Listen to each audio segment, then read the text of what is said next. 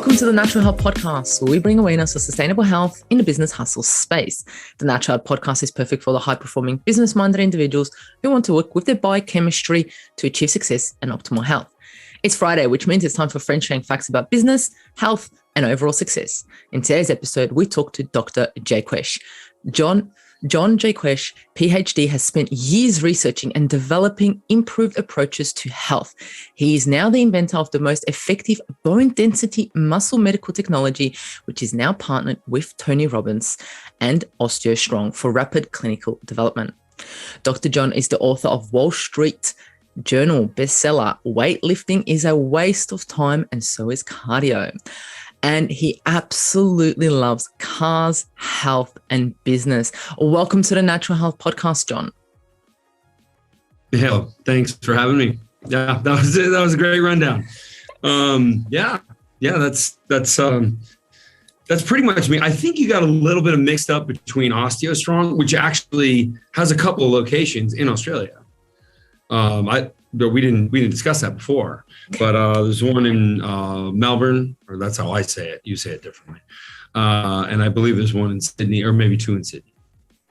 Okay. And so those are clinics where you go to have your bone density treated, and then X3 is my strength device. So bone and then muscular strength. Very similar principles are used, but they're two separate things.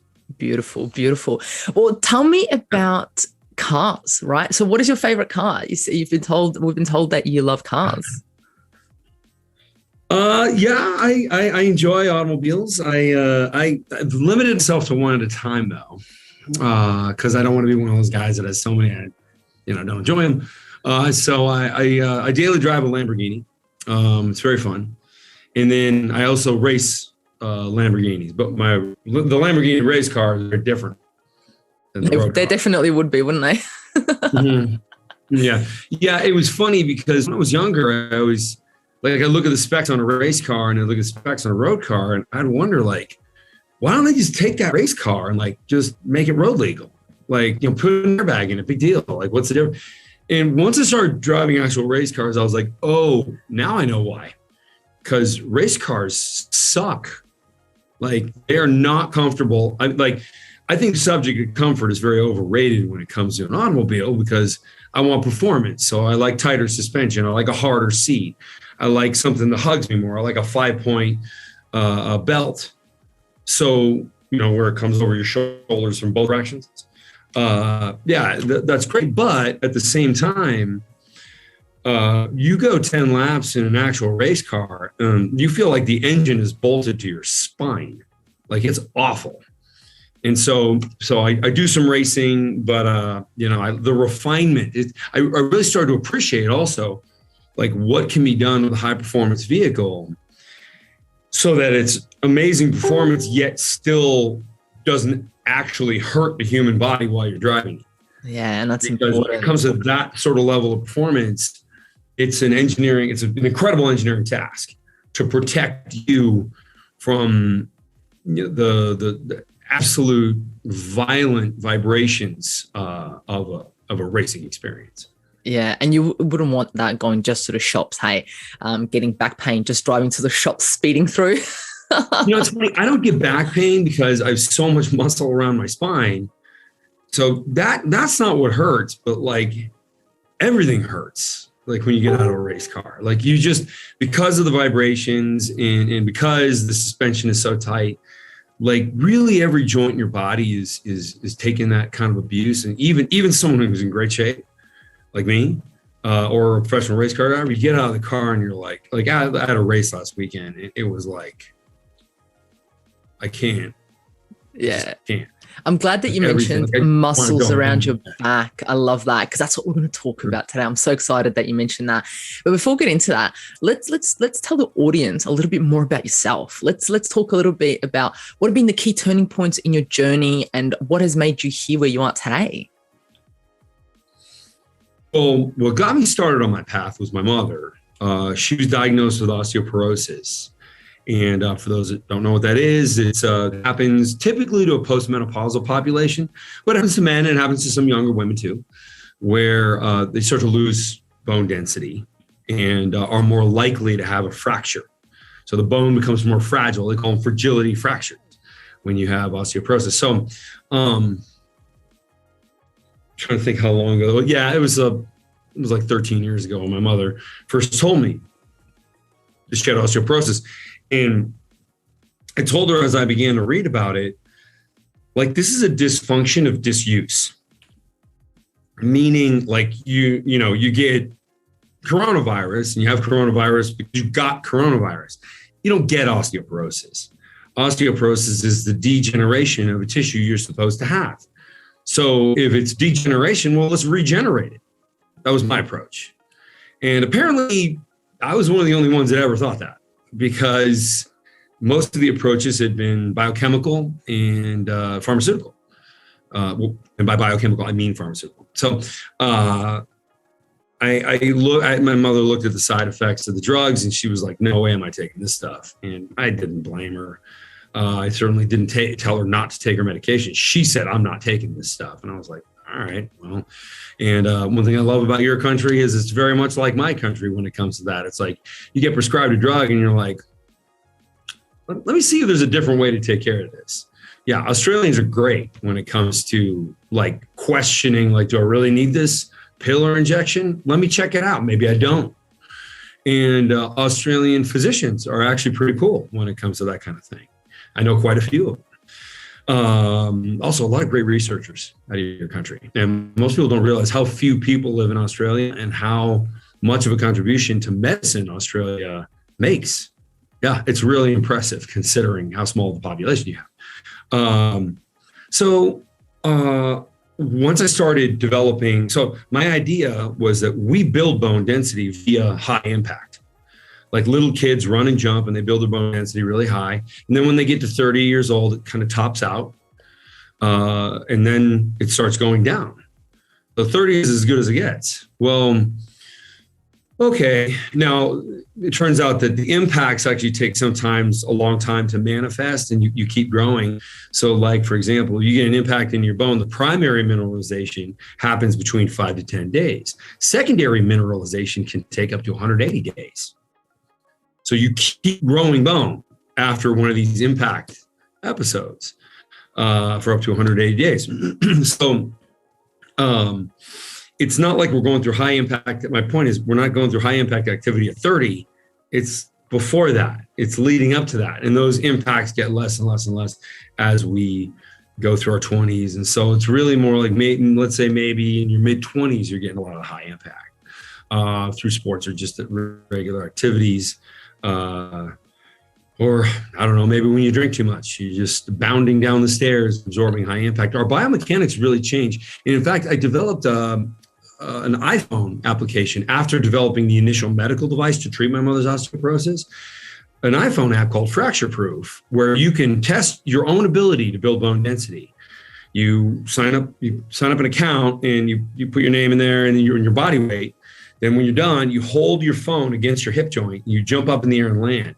And it'll tell you if you're able to create enough impact with your own biomechanics to deliver the minimum that is required to grow bone density. The minimum is 4.2 times your body weight. Now, of course, people say they lift weights for osteoporosis. No, they don't. I mean, they might lift weights, but it's not doing anything for bone because you need to exceed more than 4 multiples. It's actually 4.2 multiples of your own body weight to trigger bone growth. So most people will never lift that in a fitness environment. So the idea that they're exercising for their bone density is just futile and ignorant or just misinformed. Now, there is an argument if your bone density is super low, that it may have an effect, but that's never been proven in research. That's so interesting. Yeah, it's so interesting. Not many people, like you said, lift 4 times more of their body weight. And if they do, it's probably only 1 rep if. Like, it's just crazy. Not an average individual wouldn't go and do that. Right. Yeah. You're talking like 1/100th of 1% of the world. And this is what's required to do any bone growth at all. Now, through the devices found at OsteoStrong, everybody can do it because it just puts you in the position that you naturally absorb high impact forces. And when in those positions, you can tolerate a lot. And I mean, you're producing the force. And so you can either produce or absorb the greatest amount of forces. Like if I were to show you with my upper body, it's right here. So 120 degree angle between upper and lower arm and back of the hand in line with the clavicle. So I can either produce or absorb the greatest amount of force in that position. And so we take that geometry and we use that in 4 different places in the body to make sure that every long bone in the body is compressed and stimulated to uptake minerals and recalcify. Love that. Your mum, wow, what a blessed individual to have you there when she was going what she was going through. Sure. Yeah, I've got a great video on my Instagram. Yeah. My mom and I on a news show. It's really good. So I had that's what got me started. And then as I started doing the bone density testing, I realized just how powerful people were in that impact ready position, which also meant like when I saw how powerful people were and I looked at how people were lifting weights and what kind of weights they used, everyone is limited by the weak part of the lift. So we pick weights based on our weakest position, that's the position that's the most taxed. Unfortunately, our weakest position is also the position that puts the most damage on joints. So when you're in high school, like before university, you're generally you have lower strength in your muscle than you do in your tendons and ligaments. But very quickly, you build strength so that the muscle grows, but the tendons and ligaments don't. So you might grow muscle, get a little bit stronger. And you probably remember in high school, you had you can just see it more on males than on females, but you had some male friends that might put on, 6, 7, maybe more like 3 or 4 kilos in a couple of weeks. And you're like, wow, yeah, you're getting really strong, but then it stops and they don't put on any more. They might put on some fat, but that's later in the 30s. Yeah. Or they keep eating, thinking that eating is what's going to make them grow muscle, which is false. And then they start putting on body fat. Now, one of the funny things about Americans is we have American football. And so like in American football, you want to weigh a lot. So you have rugby and Australian rules football, which you still have to be fast. Everybody has to run. So you don't get the whole, like, I'm an athlete, but I'm eating like I'm trying to give myself a heart attack sort of thing. American football players, they do that in high school before they know better. Yeah. So that's unfortunate, but yeah. Wow. Well, good on you for, turning what happened to your mum and getting that passion through and making something happen. Mm-hmm. That isn't just helping yourself, your family. Now it's helping everyone around the world, which is absolutely amazing. Yeah. Before we get into today's topic, which I'm so excited about, I wanted to know what optimal health and success, so 2 different things, look like for you right now, because I guess back in the days it would have looked different. So what does it look like for you right now? So optimal health, I would have given this answer before, but it's more important now. Now that we have a virus around that I guess some might say is threatening. You want to have a very good hemoglobin A1C score. So you want to have like around 4 or 5 to be your hemoglobin A1C score. So your body's ability to process glucose and insulin needs to be high functioning. And the lower that score, now you can drive it too low, but typically that means you're sick. So 4 or 5, between 4 and 5, even between 5 and 6 is pretty good. And a lot of viruses, like I haven't missed a day of work from being sick. Doesn't mean I didn't get sick. I just didn't miss work in like 13 years. Yeah. I got COVID. I told everybody stay away from me and I shut my door in the office, text me if you need something. So I hid from everybody and nobody in my office got sick. Not a single person got COVID, but I had it. And I just like First 2 days I had it, I felt lousy. Took 50,000 IU of vitamin D, and by day 3, I was fine.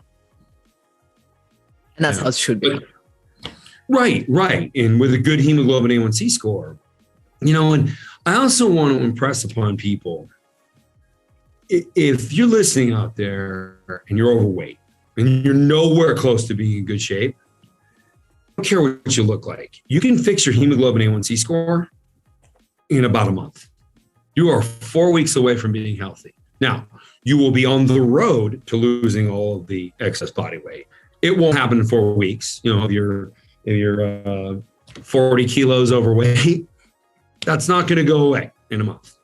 But it'll start to go away, and as long as you keep your hemoglobin A1C score. So I think a lot of people think like, oh, well, this guy's in shape, and look at him on the cover of his book. He looks like a professional athlete. It's easy for him to say that because he's been working on this for years. Okay, all true. However, fixing your metabolic health can be done in a month. Like you can get it. Like there are people with hemoglobin A1C score 12. They're diabetic. They're a mess. They're more likely to have a heart attack or chronic heart failure or diabetic neuropathy. These are the people who lose their leg because they won't stop eating ice cream and candy bars. You can fix it in a month. The audience is now thinking, well, how do I fix it? Yeah. Stop eating like an unsupervised child. That's how. It's all sugar related. I don't eat fruit. I don't eat vegetables. You don't need to go as extreme as me. I would say get 70% of your nutrition from animal protein. Or if you're a vegan, from bacterial fermentation protein. Now, full disclosure, I manufacture a product that helps everybody get the right amount of protein. It's made from bacterial fermentation. But the good news is vegans can eat it because it's not made out of animals. It's made out of bacteria. So, they run the course of their life, and then if the fermentation is left behind. So, yeah.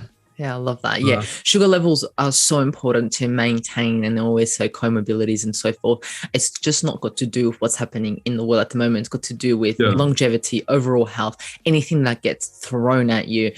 It's a huge, huge risk factor for so many diseases, for so many things, depression, mental health, you just name it. Cancer. Yeah, 100%. Yeah. What do they feed off? They feed off that, right?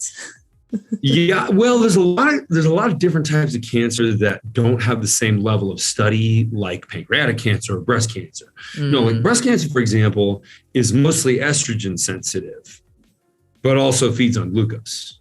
So it's kind of looking for two things. So like the most common breast cancer medication is Nolvadex, and I'm forgetting the chemical name for it, but Nolvadex. No, I think Nolvadex is a brand name. But it's an estrogen suppressant, and actually, that one makes estrogen bind with something else. So it removes it. Yeah, receptor, right. And then there's another type. There's another type of aromatase inhibitor that actually limits the production of estrogen. But either way, like. The problem is like when women go through that, when they go through chemotherapy and estrogen suppression, well, then they lose bone density and they have a bunch of other health problems. So you got to help them out of that. So it's better just to not give cancer cells what they need, which is sugar. 100%. And by sugar, I mean all carbohydrates. Now, I can create an argument for healthy consumption of carbohydrates, but it is far less than what people think. Also, it's probably not the carbohydrates you want. It is not peach pie, Sorry. Peach pie. I haven't heard about peach pie. I've heard about apple pie. Really don't? Yeah, I guess you guys don't do pies there. I don't even know what the go-to dessert is. I think anything that has lots of sugar at the moment, especially with everyone being locked into their homes, they're just baking, carbohydrates galore and everything. But everyone's interested in, is cardio and weight lifting a waste of time? I mean, individuals now, the gyms are closed. They're running the streets. It's like a zombie epilepsy. People are just running or they've got weights at home and they're doing some weights. But is it a waste of time? Let's just start off. Let's talk about how important actual muscle mass is for women in particular. This is my book. It's called Weightlifting is a Waste of Time. So it answers the question. Notice I didn't say resistance training is a waste of time. I did not say that. I said weightlifting is. And the reason is because as we lift, we have, as I was demonstrating earlier, we have 7 times the capacity here than we do here. So once you know that, why would you ever train with a weight? It doesn't make sense. You need a weight that changes as you move. So it's lighter when it could potentially damage joints. And when you have 7 times the capacity, it should be much heavier. It should be brutally heavy. Also, that's not where you injure. You injure back here. So it's like you're just loading the body in accordance to what its force curve potential is. So we've had a lot of measurements of force curve based on, the ease of a movement based on a static weight, which is kind of a dumb test. Because we see the electrical activity going down when we reach full extension. Well, right, because number one, we're locking the joint out and loading the bone only, and you're just kind of balancing it there with the musculature. And I think a lot of people get lost on that. I see a lot of people they take a long rest at the top of a squat. It's like, yeah, that's not time under tension. You're just resting. So there's that. So there's a whole bunch of problems with weightlifting, but the biggest one is you're loading the body completely not in accordance with what the body is capable of. You've got to tax the body in accordance with its capabilities so that, now let me give an example. Let's say there's a strong weightlifter and you say, okay, we're going to train together today. You got to lift a weight and you give him a 1 kilo weight and say, go ahead and do your workout. He's going to look at you like, I can't work out with this. Weight training, that's a weight. Do it. Right? So the stimulus has to be in accordance with relevancy to the individual. Right? You can't get a tan with candles either. So we can come up with even sillier examples. I really like that one because people get that. They're like, yeah, that's a really good one. That's a really good one. Yeah. So, and there's most exercises are trying to get a tan with candles. And there's a reason why, and this is a huge point of my book, and a huge point of wherever I speak, stop defending fitness. Fitness is one of the biggest failures of mankind. I don't know, depending on how you define it, it's either 99% of people who work out get nothing out of it, or 99.9 or 99.99. Who's really fit? How many people do you know that back before COVID went to the gym on a regular basis? Year after year, did they ever look any different? Maybe 1 or 2 of them did, but the rest of them, they look exactly the same. The fat people are still fat, the weak people are still weak. Yeah. And they go year after year thinking something's going to change. Our approach is awful. And that's what the book is about. And I recommend everybody read that book, and it'll show you certain, the people that build strength easily, it's because they actually have a tendon mutation where for example, if you look at the tendon insertion point of my pectoral, so here's my pectoral muscle, inserts right here on the sternum. And then it comes over and attaches right here on the humerus. So when I bring my humerus toward the body, the pectoral contracts. Some people, and that's true if I'm pressing forward, same thing, that this bone is moving inward of the sternum. But some people have a mutation, which makes them have this insertion instead of right here, out here. And most of those people play American football. They're the strongest people in the world. Or they might be powerlifters, or they might be something. These are the people who seemingly doesn't matter what they do. I knew a guy in high school who spent a summer mowing lawns and he put on 30 pounds of muscle. Like it was puberty plus his mutation. It was like, what the hell happened to you? Wow. Like he was great. He absolutely, first of all, he looked like he was 40 and he was 18. So, I mean, he was a smoker, but I don't know. I was like, I don't know what the hell you did. How does this work? But Yeah. And I mean, I believe, strong belief he had that tendon mutation because there's just no way to explain that. You know, we're all skinny 16-year-old boys, and all of a sudden he puts on 30 pounds of muscle and looks like, you know, a completely grown adult. Yeah. So like that was part of my, like, that always kind of puzzled me. And my father's a scientist and an engineer. And so like I was always asking questions because he was always asking questions. I got that from him. And so that process helped me with the bone density. But then after the bone density medical devices, when I went to sort of understand more about strength, not only did I find so much wrong, I found so much research that had been ignored. I think a lot of people looked at that tendon research and were like, okay, some people have an advantage, some people don't. No reason to promote this. Nothing people can do about it. Wrong. Because when you train with variable resistance, your exaggerated weakness back here, because you don't have that mutation, is irrelevant because we're offloading it. And, you know, we have the curve. So the curve is for like the normal person, not the outlier.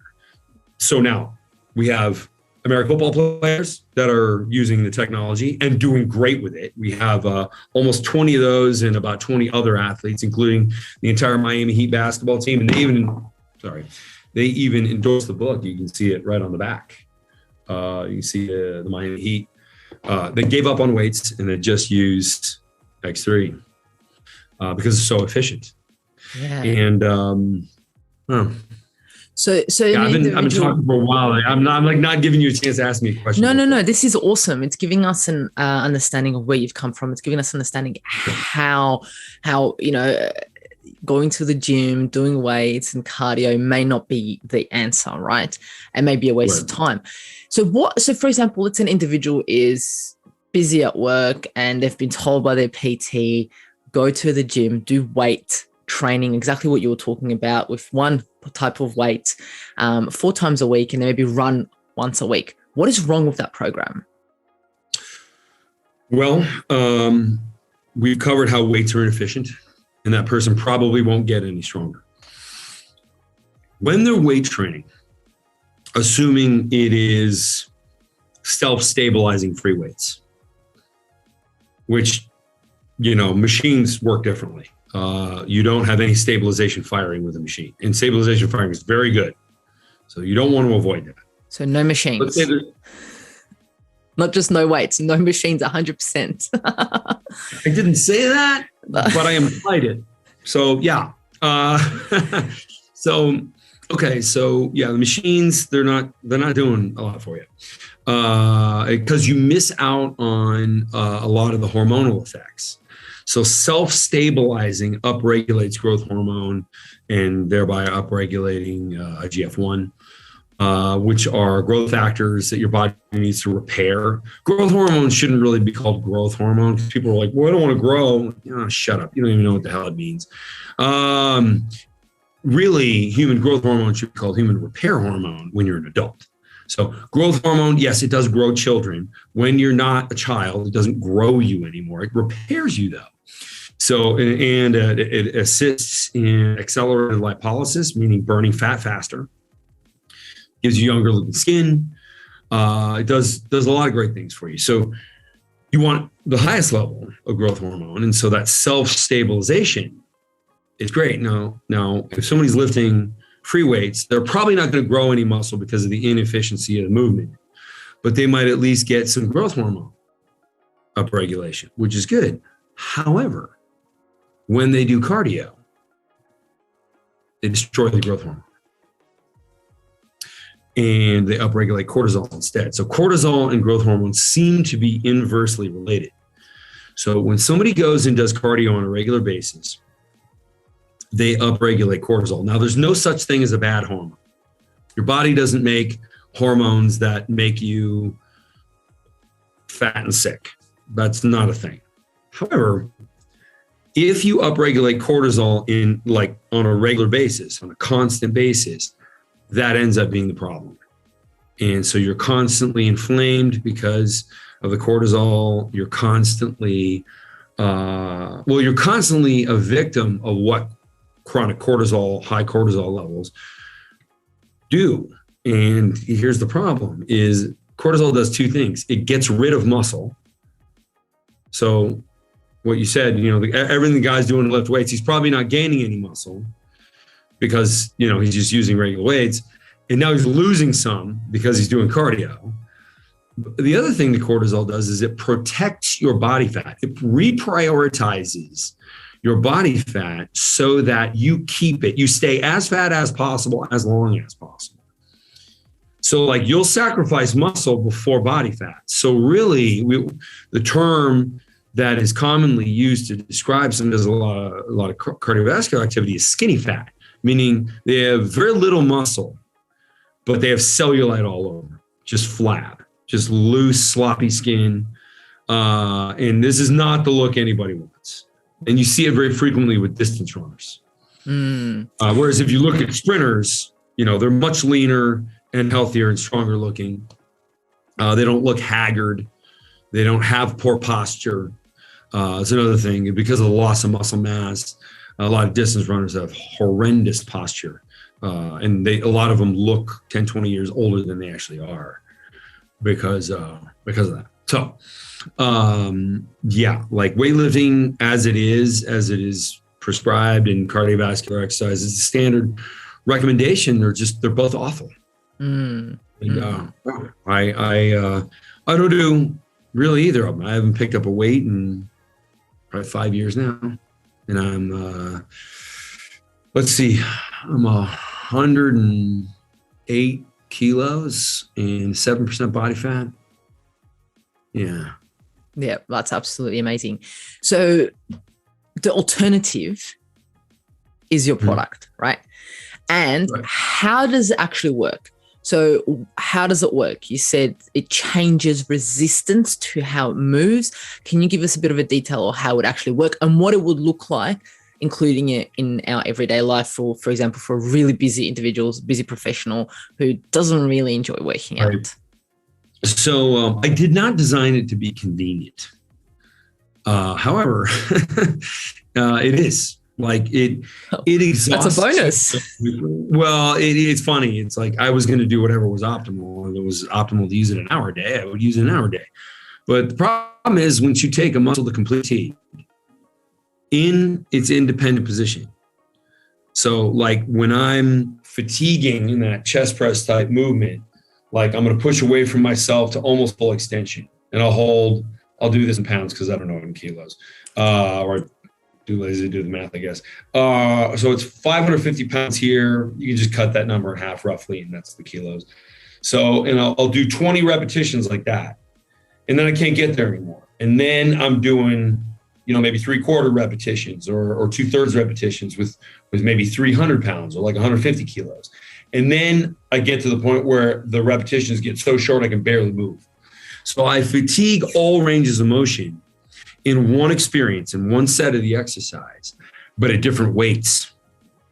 And you cannot do that in a gym with standard equipment. That's what the technology is designed to do. So it's an Olympic bar. It's some very heavy latex banding. And then it's a plate that you stand on to keep your ankles from being twisted when you stand on the bands. Because if you just stand on a band and go to do a deadlift, you break both your ankles. So bands by themselves are totally worthless because they twist joints. You go to do a push-up with a band, and if it doesn't twist your joints, it's not heavy enough to be relevant for strength. If it does twist your joints, it's just going to injure you. So you need an interface. You need something in between you and the band to keep your joints, especially wrists and ankles. These are some of the smaller joints in your body. You got to protect those. That's how you interface with the ground and everything you touch. So the bar and the plate were designed and patented so that everybody's protected and can train much heavier than they ever could in a regular. So the technology is an Olympic bar. Yeah, I have the bar. Bands. You have the bar there.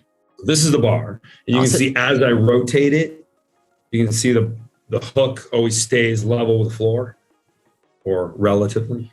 Yeah. And so that's the bar. And then the plate you stand on protects your ankles, and the banding moves freely underneath. There's a channel that runs underneath. Beautiful. How long have you been using that for? I've been using it a little over 3 years. We launched on the Dave Asprey podcast, if you know what that is. Nice. Yeah.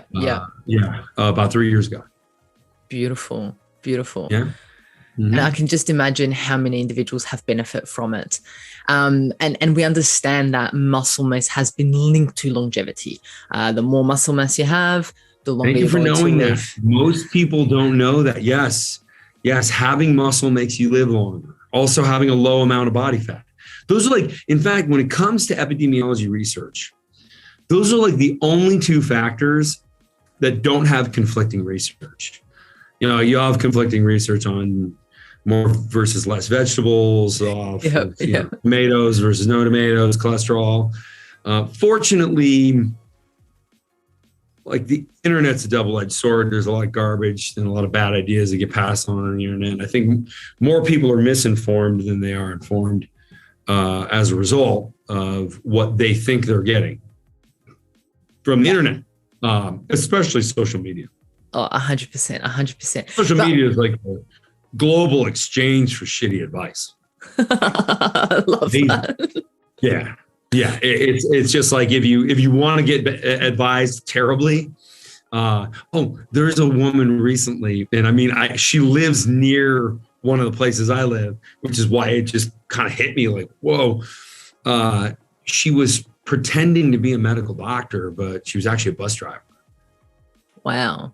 Yeah. And like telling people what to do, telling them what drugs to take, telling them like where to get the drugs, like, order them from, a foreign country. I mean, like just crazy. Like, and you're reading this story thinking like you could have killed somebody. My gosh. And pharmaceuticals are not to mess with. Even herbs, even supplements are not to mess with because. But it's even worse than that because a lot of these people had like some serious conditions. Oh no.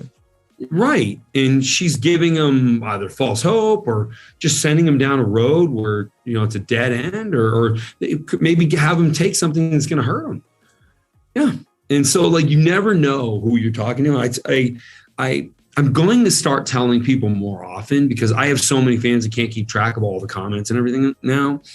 Like I have 1 million fans on Instagram and they have there's different forums. There's a forum, like a users group on Facebook, but I see just in Facebook, people, I mean, they're trying to give good advice. They think they're giving good advice, but they're not. They're giving awful advice and they're giving advice that will hurt people. They just don't know it. So my point is not everybody's malicious, but like, don't listen to internet commenters. Like try and qualify who you're listening to and like, what they've done, maybe what they know. 100%. No, 100%. I couldn't agree more with you. But I love the fact that we spoke a little bit about longevity and muscle mass. And the thing is, if someone says to me, like, Mahela, why are you training? Why are you training? And I'm like, well, because I want to live longer, right? That's the thing. Like for anyone who wants to reduce those comorbidities, have a longer living life. Like one of the key things is a muscle mass. And the thing is with women, a lot of women are like, oh no, I don't want big muscles. I don't want to have muscle mass. But it is so important especially for us women to have adequate muscle mass. Yeah. And also you're not going to look like a man. Like, sorry, that's just, you won't. Now, like I've had women say, like every time I start lifting, I start getting bigger, and my muscle. I'm like, okay, your muscles aren't getting bigger. The cupcakes you're eating, which you're making an excuse for, because you're working out, that's making you bigger, and it's not your muscles that are getting bigger.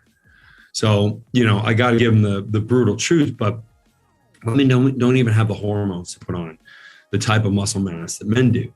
So, and it's funny because like women will see my fiance and they'll be like, wow, I want to look like her. What's her workout like? Oh, I'm sure she does just like hundreds of hours on the treadmill. And I'm like, no, she does zero cardio. She works out for 10 minutes a day and it's all strength. And they're like, but she doesn't look masculine. No, and neither will you. Yeah, it's a shame. I understand where the fear came from. Like, yeah, no, women don't want to look like this. I get it. But you won't, because you don't have that. That's not what you are. Now, as far as the other 60 different genders, I can't help. Yeah. So you have to do some your own searching in the middle there. So you spoke about cardio, right? So in regards to muscle mass particular, right? So if your individuals want to have muscle mass for longevity, I guess, what are your thoughts on walking? Great question. That does not put you into what's called target heart rate. So that is fine. That will, now also calories in, calories out. I'm going to get so much hate for this statement right here. But it's okay. I have haters everywhere. Calorie restriction is not the answer to most questions when it comes to weight loss. It's a partial answer. And so like somebody who's consuming more calories than their body uses, they're not going to be losing body fat. That part is true. But hormones play a role in what calories are used and how calories are used. So it's sort of like the cortisol thing. Like if you're eating at a caloric deficit, but you're doing cardio all the time, your body's going to sacrifice bone tissue, muscle tissue, all kinds of other things before it will let you lose body fat. So now also, just so somebody doesn't freak out, cortisol goes up in short periods of time, all the time. Like when you get up in the morning, when you stop sleeping and wake up, that sends your cortisol up also, but it goes back down immediately. So cortisol itself is not a bad thing. It's the chronic high levels of cortisol based on 100%. And that's what you see individuals who are business professionals. They're absolutely stressed out at work. They're absolutely stressed out, which means their cortisol already up high. And then if they go for a run at lunchtime, their cortisol's through the roof. And then they go, how come I'm not losing weight? And I'm like, okay, you think you're doing the right thing by running at lunchtime. So you're doing the wrong thing. Right. Yeah. Yeah. What they should do is meditate at lunch and then strength train later. Yeah. Strength training will take your cortisol down. Actually, no, it takes it up first, but then it sends it way down. Yeah. Right here. Well, one of the key things is that I say if any individual wants to lose weight is you got to sleep. What's your sleeping like? Because if you ain't sleeping, like you said, I like that you said it's not a growth hormone, it's a recovery, repair hormone. So if we're not sleeping, we are not recovering. And our cortisol. What's your growth at night? Yeah, 100%, 100%. No, I love that. I absolutely love that. Do you have any other advice or practical tips for any individual who wants to increase their muscle mass? What would be some practical things that they can incorporate in their little, in their lifestyle, in their routine? I do. You got to realize, I mean, there's very few, like, a lot of what we know about the human body is kind of a moving target. Like, the most common medical advice is at times, yes, as in like, that could be right, but there's always a caveat to it. So, one of the things I find to be just an absolute hard rule, in fitness, in the activities of daily living that all your listeners have, that you have, get 1 gram of quality protein, meaning either bacterial fermentation or animal protein. By the way, I had kangaroo when I was in Australia. It was kind of tough, but I ate it and I liked it. Anyway, so I should just say that because, like, I think a lot of Australians are like, really? I've never had kangaroo. That's true. Yeah, and kangaroo is a menace. Like, everybody in the States is like, oh, but they're so cute. Like, no, they're not. They kill people. They jump in front of moving cars all the time. So they're a menace. So anyway, so yeah, like get 1 gram per pound of body weight or 2.2 grams per kilo of your body weight in protein, in animal or fermentation-based protein. And that's the minimum to grow muscle. And like, if you're working out and you're not getting that, you're just throwing your time away and injuring yourself for nothing. So that's one of those hard and fast rules. Caloric deficit does work, but you gotta pair it with certain things. You got to look at what calories you're eating and how they're going to be used by the body. Like, you can be in a caloric deficit, but you're still not getting 1 gram per pound of body weight. Well, then you're just going to lose muscle. Yeah, 100%. 100%. Yeah, I do have one more question that I think everyone's asking. It's the old school question of, when is it best to exercise? I don't have a hard and fast rule when it comes to that. So I would say, because of there's a lot of things I do. So like, I dry fast 7 days a week. And I keep my hydration window and my eating window. I eat 1 meal a day.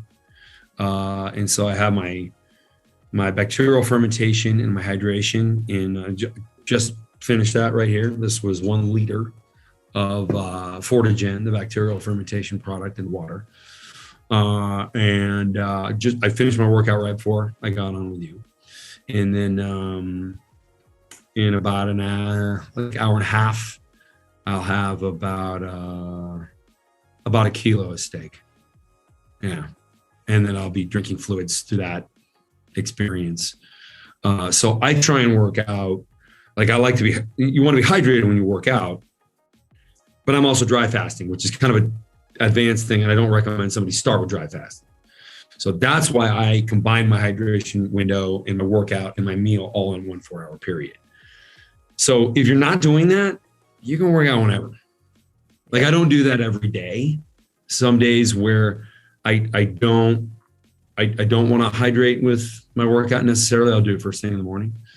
I find that I'm about 20% stronger at around this time, which is 4 p.m. in America. I was going to say, the research lately that I've been reading says that full weight resistance training is about 3-4 p.m. due to our body temperature being the highest around that time, and any more other impacts that work with it. But we are also strongest at that time, our body. So that's interesting, because I used to be like, okay, maybe everyone's talking about fasted cardio, fasted weights, and so forth.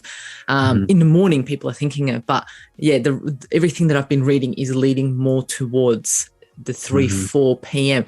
and then doing the walking in the morning fasted, because that will just get rid of all of your excess fat and your sugar levels down.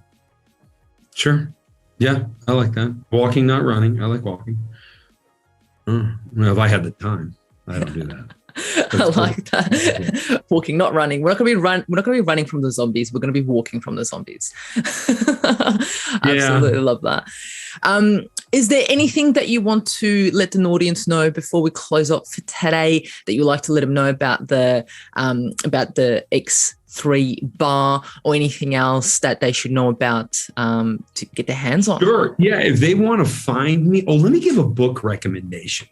So you got an entrepreneurial audience, and as an entrepreneur, I've created 2 devices that were completely world changing in their field. And most business books I read, I'm like, oh, this is garbage.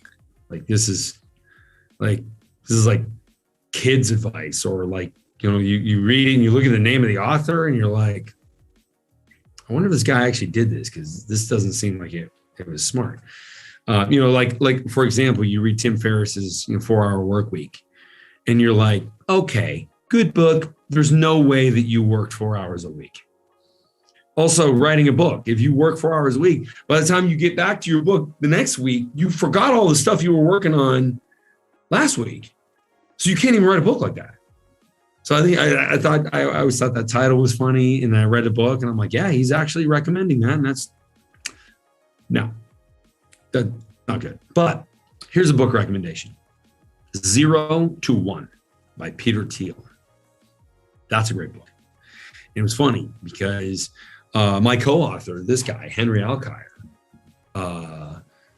he comes into the office one day.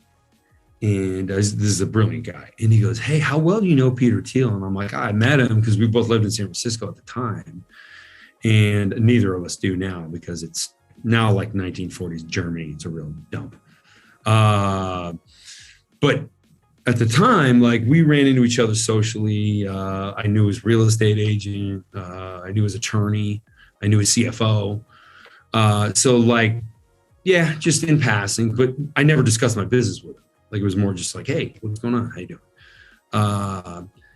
So he says, because like when I read this book, this is Henry talking. He says, when I read this book, it's like they're like describing this company, our company, my company. And I'm like, what? Let me like when you're done with it, let me read it. So he finished later that afternoon, gave it to me, and yeah, Peter and I never discussed this, but he described like the absolute best way to launch a new company with a new idea and to guarantee that you would have the least amount of competitors and the most amount of advantage. 0 to 1 by Peter Thiel. And that's what everyone wants. Yeah. I'm going to get my hands on that straight away. Oh, you will love it. Now, not everything is applicable to everybody, but like it was eerie because everything I read was like, that's exactly what we did.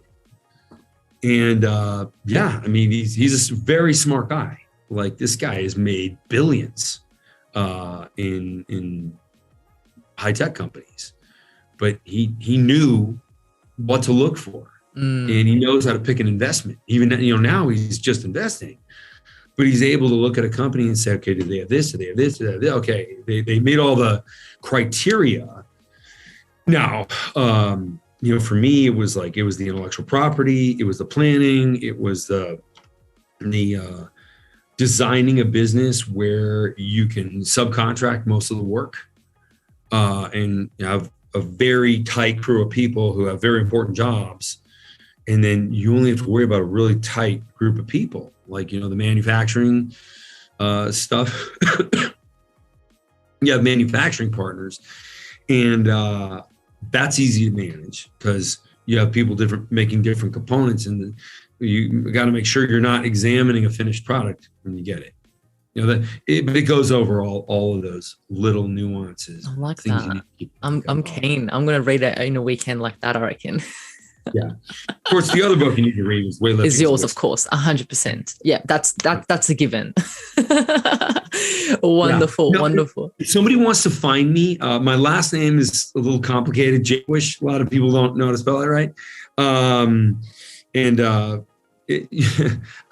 American? Website, yeah, great question. No, it's Americanized. It used to be de Jacques because it's a French name. And then during the founding of the country, my ancestors decided to make it sound more American, which they didn't know what they were doing.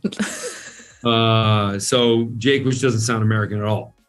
But no, it doesn't. But yeah, it is apparently too ancient. Yeah. But so the name's French background, but mostly what I am is like Nordic and German and English. Amazing. And my mother's Belgian, so I'm 50% Belgian. Wow. All of Europe. I love it.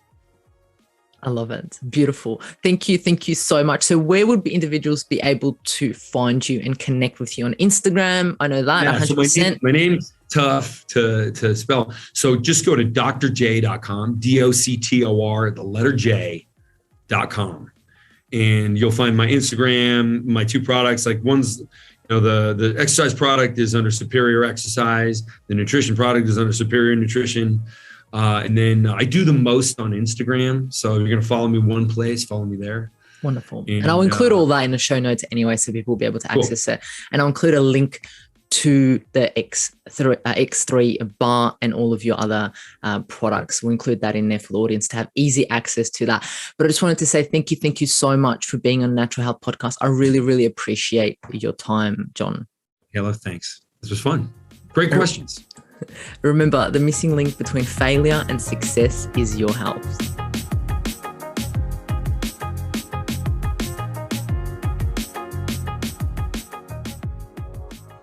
Content and information provided here is the opinion of Mahela Raguse and is for information purposes only and does not constitute medical advice. It is not intended to provide medical advice or take the place of medical advice or any current treatment you're undertaking. Consult your own medical professionals for any medical issues that you may be having. This entire disclaimer also applies to any guests or contributors to the Natural Health Podcast. It is advised that you consult your doctor or healthcare professional in relation to any health concerns you may be having. Mahela Raguse does not take responsibility for any health consequences which occur from a person listening, viewing, or reading this content. And in the circumstances shall the Natural Health Podcast, Mahela Raguse, any guests or contributors to the Natural Health Podcast, or any employees, associates, or affiliates of Mahela Raguse be responsible for damages arising from the information provided on the Natural Health Podcast. By listening to this podcast, you agree not to use this podcast as medical advice to treat any medical conditions in either yourself or others. Please note, if you're taking prescription, do not stop your medication or start a new protocol, including but not limited to supplements, diet, lifestyle changes without consulting a doctor or healthcare professional. If you or any person has a medical concern, you should consult with your healthcare provider or seek other professional medical advice. Never disregard professional medical advice or delay in seeking it because of something that you have read or heard on the Natural Health Podcast or in any linked materials. If you think you may have a medical emergency, call your doctor or emergency services immediately. Neither Mahela Raguse nor the publisher of this content takes responsibility for the possible health consequences of any person or persons reading or listening or following the information in educational content.